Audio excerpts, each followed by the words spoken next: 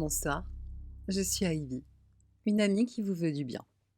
Enfin, ça dépend des soirs. Et ce soir, croyez-moi, je ne vais pas vous vouloir du bien du tout.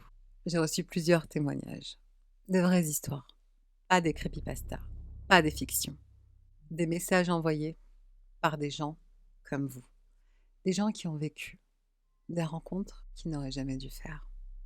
Dans l'épisode d'aujourd'hui, on va parler de vos pires rencontres sur Internet. Des profils qui n'auraient jamais dû exister. Des visages qui n'auraient pas dû apparaître. Des gens qui ne devraient pas être vivants. Ou pas ici. Si vous pensez que cette vidéo va vous rassurer, vous vous trompez. Parce qu'après ça, vous n'ouvrirez plus jamais Tinder, Instagram ou un appel vidéo de la même manière. Je vous aurais prévenu.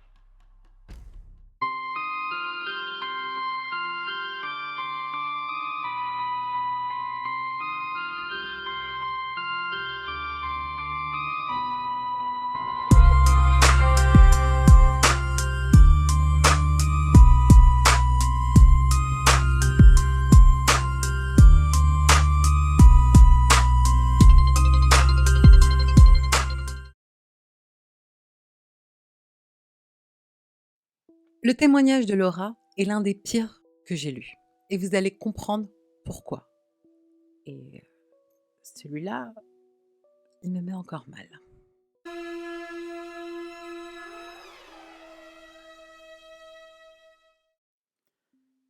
Ivy, je crois qu'un homme m'observe depuis beaucoup plus longtemps que je le pensais. Et je crois aussi que je le vois depuis toujours. Je ne le reconnaissais pas, parce qu'il est toujours à l'arrière-plan, toujours flou, toujours presque humain. Presque humain, ça commence bien. Tout a commencé sur Instagram. Évidemment, toujours Instagram. Il m'a envoyé une capture de ma propre photo. Mais sur la photo derrière moi, il y avait un homme, très grand, trop mince, la tête penchée, les dents visibles. Non, non, non, non, non, non, non, non et non. Les dents visibles sans sourire, ça c'est mauvais signe. C'est très mauvais. J'ai vérifié ma version de la photo, personne. Ça, c'est pas un montage, c'est une intrusion. J'ai remonté tout mon feed Ivy. Il était là, partout, depuis des années, sur toutes mes photos, même celles prises avant que je le connaisse. Ça, c'est pas possible. Sauf si ce n'était pas lui. Mais ça. J'ai voulu prendre une photo en direct, personne derrière moi. J'ai regardé l'image capturée et l'homme était collé à moi. Sa peau avait l'air humide, comme du carton trempé. Sa bouche dégoulinait de salive noire. Ok, donc là, on rentre dans l'horreur pure. Il m'a envoyé un message. Il est content que tu le vois enfin. Puis, regarde derrière toi. Mais pourquoi vous regardez? Pourquoi vous obéissez quand on vous envoie des messages? J'ai regardé, je n'aurais pas dû. Il était dans ma cuisine, la mâchoire ouverte, la salive noire qui égouttait, ses doigts trop longs. On aurait dit qu'ils avaient été cassés, puis étirés. Non, ça c'est pas humain. C'est un truc qui essaie de copier un humain, mais qui rate. Il se tapait sur son torse, sec, sec, sec, comme s'il m'appelait, comme s'il imitait un battement de cœur. Le mien peut-être. Putain. Je me suis enfuie. Je suis partie sans me retourner. Mais ce matin, j'ai reçu une photo, prise pendant que je dormais. Il n'était plus derrière moi. Il était allongé à côté de moi, sa bouche contre mon oreille, sa main sur ma gorge.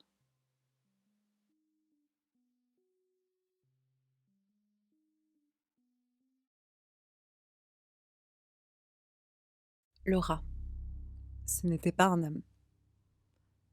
Ça n'aurait jamais dû être un homme. Et maintenant qu'il t'a vu, qu'il t'a touché, tu ne dois plus jamais dormir dans une pièce fermée. Ces choses-là entrent par les écrans et elles sortent par les rêves. Alors, celui-là m'a vraiment mise mal. Parce qu'il aurait pu arriver à n'importe qui.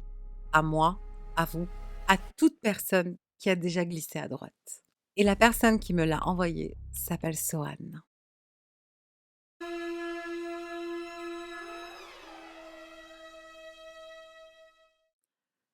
Ivy, je t'écris parce que j'ai matché quelqu'un sur Tinder il y a 3 jours.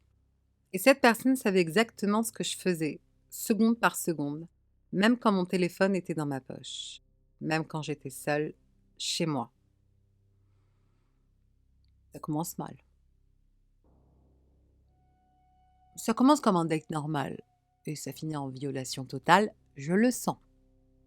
Elle s'appelait Élise. Jolie, brune, un sourire normal, un profil banal.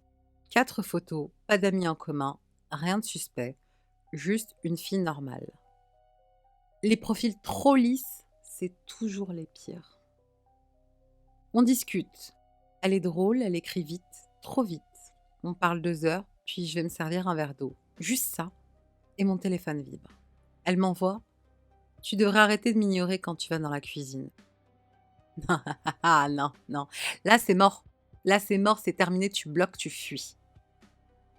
J'essaye de relativiser. Je réponds: Comment tu sais ça? Ha ha ha.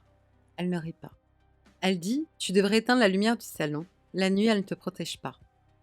J'étais dans le salon, lumière allumée, seule. Je n'avais rien posté, rien partagé, rien dit, mais elle savait. Swan, on n'irait jamais dans une pièce allumée quand on croit qu'on est observé. C'est de la mise en scène. J'ai déplacé une chaise, juste une chaise. Un petit bruit, rien. Et elle envoie: Fais doucement, tu vas réveiller celui dans le couloir. Ivy, je suis seule. Il n'y a personne dans mon couloir. Mais avec ce message, je n'ai pas osé vérifier. Je ne voulais même pas tourner la tête.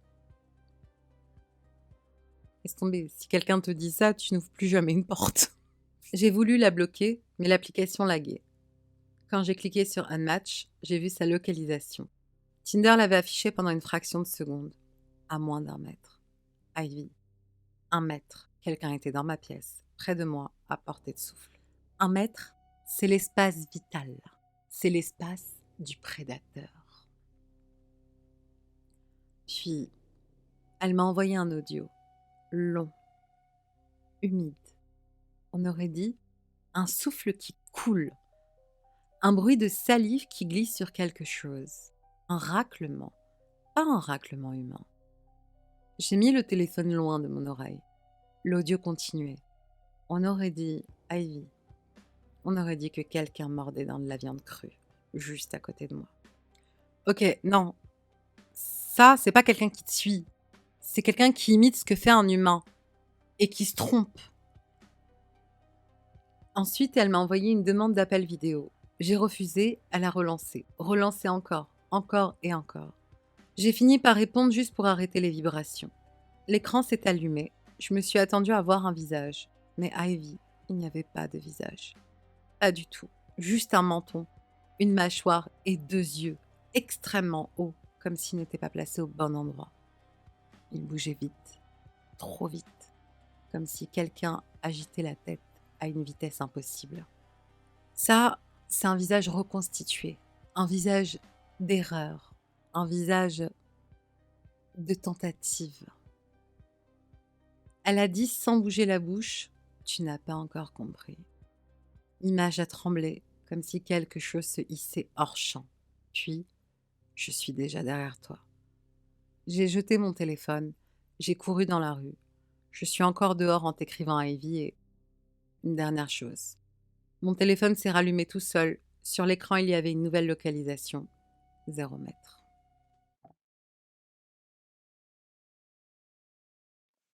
Swan, tu n'as pas matché une personne. Tu as matché une présence, une copie, une forme qui utilise les applications de rencontre pour apprendre les humains. Et maintenant qu'elle t'a localisé à 0 mètre, ne dors pas chez toi. Ne reste pas seul. Et surtout, je t'en supplie, ne rallume pas Tinder.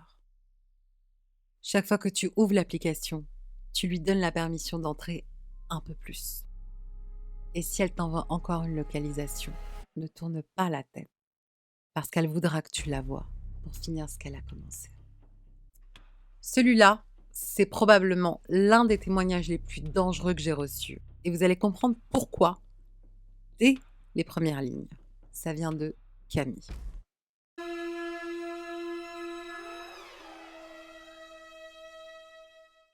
Ivy, je crois que quelqu'un a accès à ma caméra.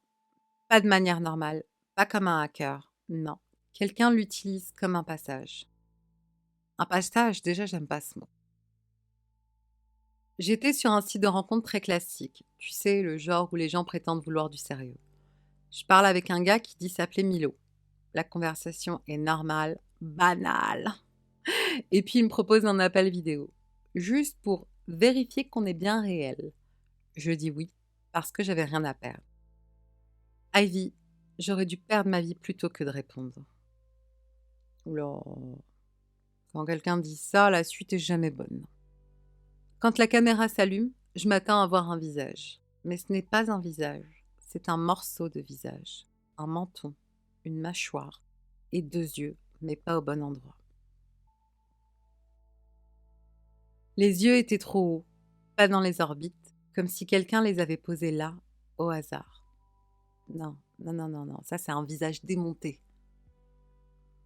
Je pensais à un bug, un problème de caméra. J'ai voulu couper l'appel, mais ma caméra restait allumée toute seule. Et la sienne se rapprochait. Pas le visage, la caméra.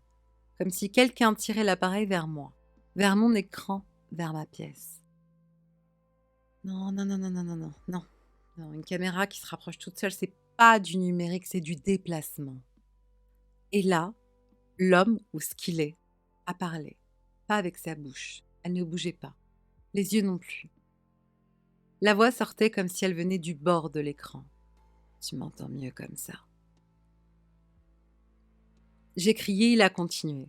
La voix s'était tirée comme si elle passait à travers un tuyau rempli de liquide. J'avais l'impression qu'il parlait depuis sous l'eau, ou depuis derrière quelque chose de collant.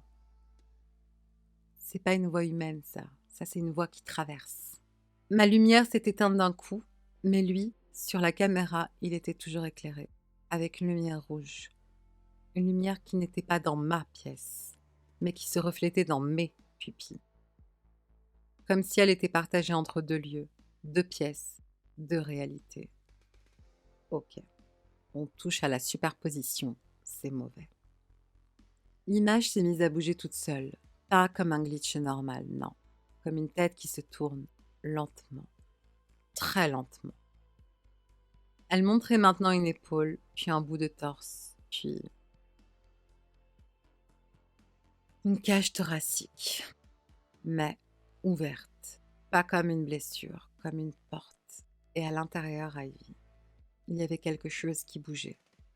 Pas des organes, pas de la chair.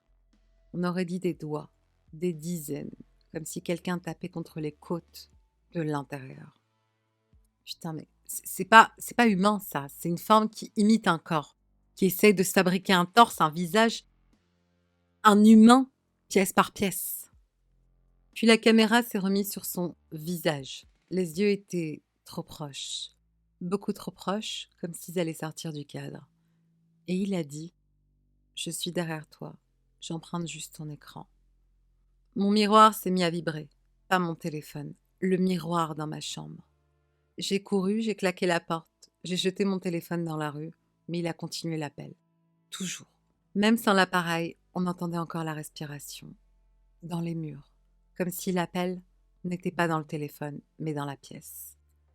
Ivy, je suis chez une amie, il est presque 2 heures du matin.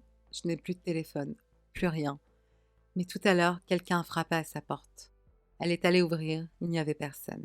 Juste mon téléphone par terre, écran brisé et un nouvel appel entrant de Milo, sans numéro, avec une miniature d'un un œil énorme, sanglant, regardant vers le haut. Ivy, l'œil est exactement au même endroit que celui qui était collé à mon écran.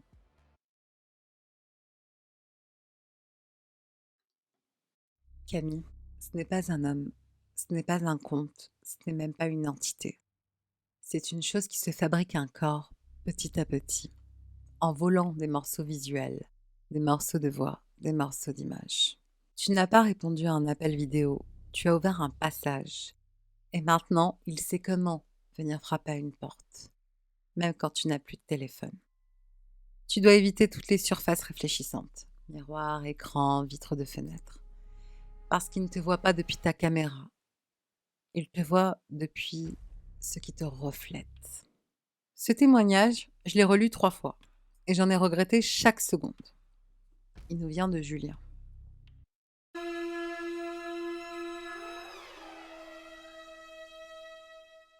Ivy, je ne crois pas au destin. Je ne croyais pas, mais depuis hier, je pense que quelqu'un, quelque part, a déjà vu ma fin. Et qu'il a essayé de me prévenir à sa manière. S'il essaye de prévenir, c'est que c'est déjà trop tard. Je suis allée sur un forum pour parler d'une rupture. Un truc simple, une erreur.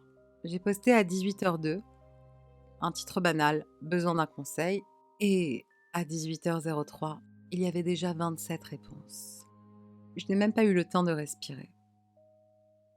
27 réponses en 1 minute? Non, c'est pas un forum, c'est une embuscade.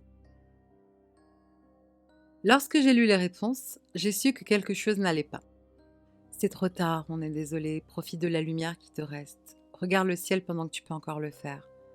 Ce n'est plus la peine d'avoir peur. Non, mais ça c'est du deuil anticipé, c'est pas normal. Tous les comptes avaient été créés le jour même.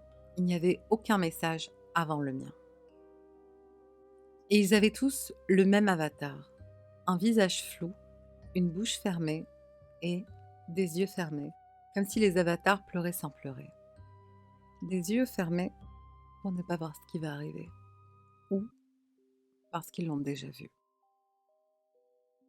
J'ai voulu répondre. Chaque fois que je tapais un message, un nouveau apparaissait immédiatement. Tu ne devrais pas perdre ton temps à répondre. Il est déjà dans ton immeuble. Descends pas. Reste où tu es. Il ne faut surtout pas ouvrir. Julien, pourquoi tu restes?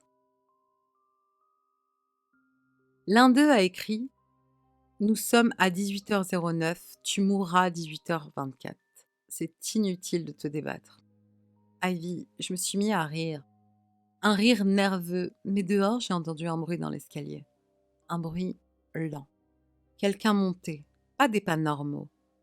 Comme si la personne traînait quelque chose. Non, ça, c'est pas du hasard.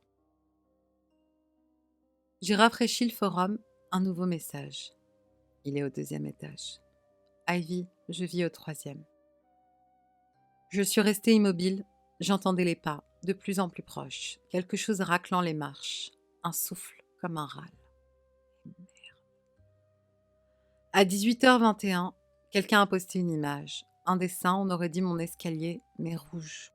Rouge saturé. Et sur la dernière marche, un corps ou ce qu'il en restait. Les mains étaient arrachées, il n'avait plus de visage. À la place, juste une ombre noire. Et en dessous du dessin, la légende, c'est toi. Putain. À 18h23, les pas se sont arrêtés devant ma porte. Quelqu'un ou quelque chose a posé sa main sur le bois. J'ai vu l'ombre. Mais Ivy, la main avait trop de doigts. Comme si plusieurs mains avaient fusionné. Le forum affichait le dernier message. Merci d'avoir partagé ton histoire, Julien. Ivy, il est 18h25. Je suis cachée dans ma salle de bain. Ta voix est la seule chose qui me tient, mais je crois que quelque chose vient de passer sous la porte. Quelque chose de mou, de humide. Un doigt ou un morceau de doigt. Ivy, qu'est-ce que je dois faire?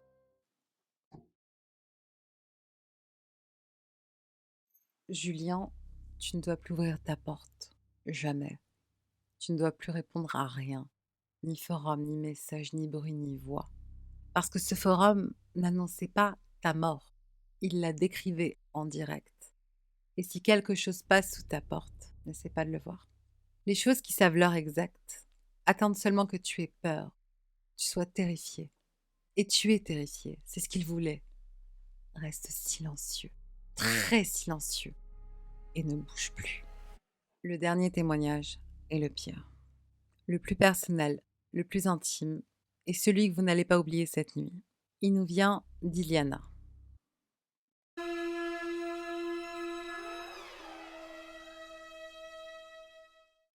Ivy.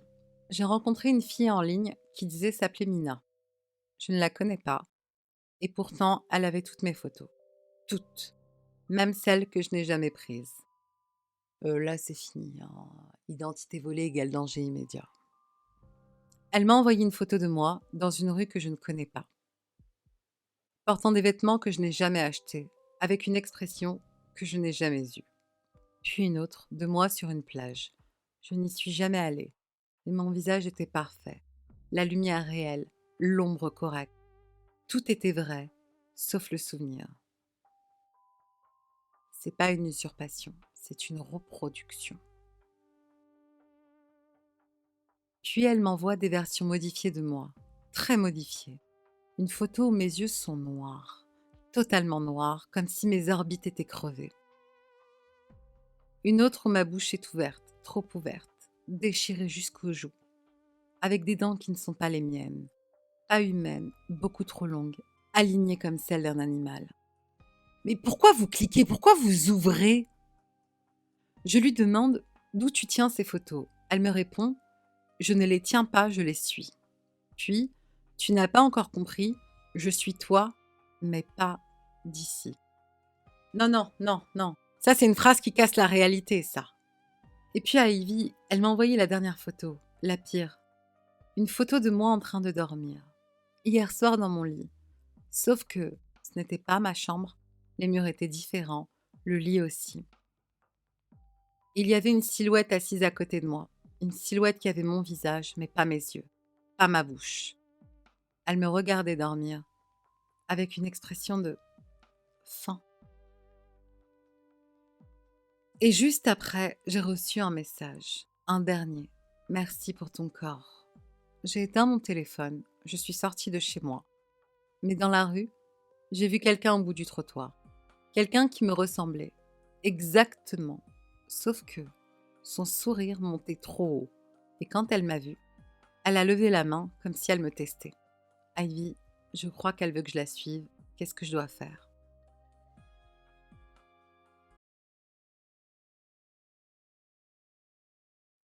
Iliana, tu ne dois pas la suivre. Tu ne dois pas la regarder, ni l'approcher, ni répondre. Parce qu'elle n'est pas toi. C'est ce qui t'a remplacé dans un autre endroit. Et maintenant, elle veut prendre ta place ici. Si tu la regardes trop longtemps, elle saura comment finir ce qu'elle a commencé. Et il n'y aura plus qu'une seule version de toi dans ce monde, et ce ne sera pas toi. Voilà 5 rencontres, 5 écrans, 5 histoires qui ne devraient pas exister, et pourtant, elles sont arrivées. À de vraies personnes, à des gens comme vous, à des gens qui pensaient être en sécurité derrière un écran. Mais l'écran, ce n'est pas un mur, ce n'est plus une barrière, c'est une porte. Et ces choses-là, elles apprennent à l'ouvrir. Une notification après l'autre, un swipe après l'autre, une mise au point de caméra après l'autre. Faites attention à qui vous répondez, à qui vous parlez, à qui vous montrez votre visage. Parce que parfois, ce qui vous écrit n'a pas de visage. Du moins, pas encore. Je suis Ivy, une amie qui vous veut du bien. Enfin, ce soir, j'ai essayé. On se retrouve mercredi prochain pour un nouveau thème. Et je vous jure, il sera encore pire.